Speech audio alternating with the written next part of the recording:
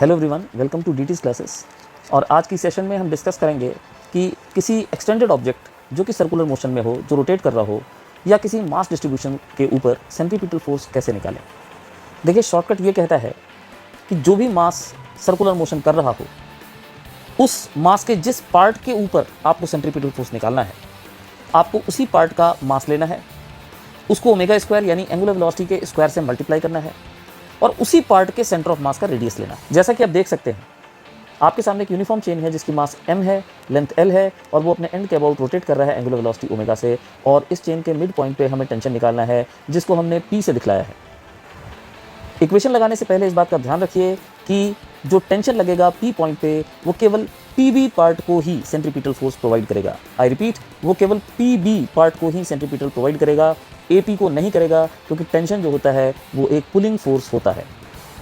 अब देखिए, आप सेंट्रीपिटल फोर्स का फॉर्मूला जो PB के ऊपर लग रहा है उसको लिख सकते हैं हाफ PB पार्ट की मास की वैल्यू जो है वो है m/2 इंटू ओमेगा स्क्वायर। और आप देख सकते हैं कि PB पार्ट का जो सेंटर ऑफ मास है उसकी जो डिस्टेंस एक्सिस से होगी वो होगी l/2 प्लस l/4, जिसको पुट करते के साथ ही आपका सेंट्रीपिटल फोर्स आएगा 3/8 m ओमेगा स्क्वायर l।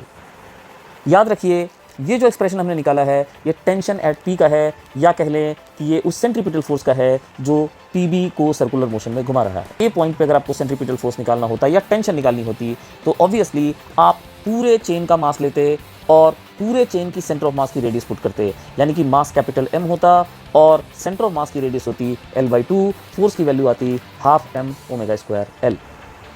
एक और सिचुएशन देखिए जिसमें एक टेस्ट ट्यूब है जो पूरी तरह से एक आइडियल फ्लूइड से भरा हुआ है, जिसकी डेंसिटी रो है।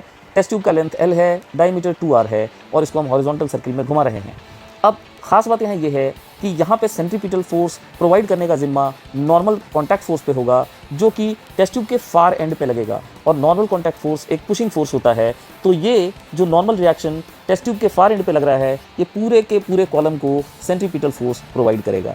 इसलिए चूंकि ये पूरे के पूरे टेस्ट ट्यूब के लिक्विड कॉलम को सेंट्रीपिटल प्रोवाइड कर रहा है, तो हमें मास पूरा का पूरा लेना है, यानी कैपिटल M लेना है, ओमेगा स्क्वायर से मल्टीप्लाई करना है। मान लें कि ये मास यूनिफॉर्म डिस्ट्रीब्यूशन है, तो सेंटर ऑफ मास का रेडियस हाफ l होगा, जिसको पुट करने के बाद हमारा एक्सप्रेशन आता है half m omega square l। मास की जगह हम वॉल्यूम इंटू डेंसिटी लिख सकते हैं, जो कि पाई r square l into rho होगी। ऐसे ही कुछ सुपर शॉर्टकट्स लेकर हम आपको अगली क्लिप में मिलेंगे। तब तक के लिए धन्यवाद।